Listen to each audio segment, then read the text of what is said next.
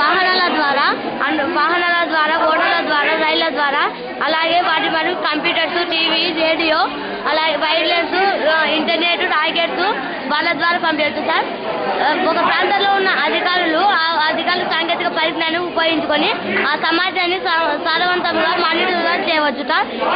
ఎవరైనా వ్యక్తులు ఈ సీసీఎస్ కెమెరాలు పట్టణాలలో కానీ హాస్టల్లో కానీ క్లాస్ తరగతులలో కానీ పెట్టినప్పుడు అవి ఎప్పుడు ఆన్లోనే ఉంటాయి. క్లాస్ తరగతులలో ఉండడం వలన సార్ వాళ్ళు రాకపోవడం కానీ పాఠాలు చెప్పకపోవడం ద్వారా వేరే దూరంలో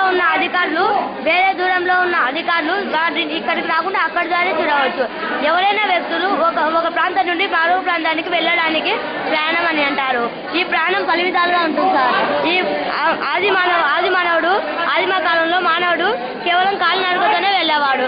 కానీ ఇప్పట్లో అంటే పారిశ్రామిక విప్లవం ద్వారా ఈ యంత్రాలను కనుక్కొని వీటి ద్వారా తొందరగా ప్రయాణించగలుగుతున్నాం సార్. అవి ఎద్దుల బండి, జట్కా, సైకిల్, రిక్షా అవి అటువంటివి ఉన్నాయి సార్. అలాగే ప్రస్తుతం అప్పుడు కార్లలో 6 టైర్లు మాత్రమే కలిగి ఉండేది, కానీ ఇప్పుడు 10-12 టైర్ల వరకు కలిగి ఉన్నాయి సార్.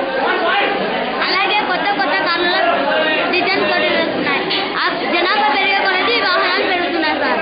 ఈ జనాభా పెరిగే కొద్దీ వాహనాలు పెరుగుతున్నాయి. ఈ చక్రాల ద్వారా జట్కా, ఎద్దుల బండి అలాగే ఈ ప్రధాన సౌకర్యాలు ఉపయోగిస్తున్నారు. రిక్షా తక్కువ దూరాలను ఉపయోగించి ఒకరు లేక ఇద్దరు మనుషులు వెళ్ళడానికి రిక్షా అంటారు. ఈ రిక్షాను ఉపయోగిస్తారు. ఈ రిక్షా కోస్తా ప్రాంతాల్లో ఎక్కువ ఉంటుంది. ఎద్దుల బండి ఈ వాహనం గ్రామీణ ప్రాంతాల్లో విడివిడిగా ఉంటుంది. ఎద్దుల బండి గ్రామీణ ప్రాంతాలలో ఎక్కువగా విరివిరిగా అందరు వాడతారు ఈ ఎద్దుల బండిని. ఈ ఎద్దుల బండిని ఎలా ఉపయోగించుకుంటారంటే పొలాలలో పండించిన ధాన్యాన్ని కానీ వస్తు సామాగ్రిని కానీ ఎద్దుల బండి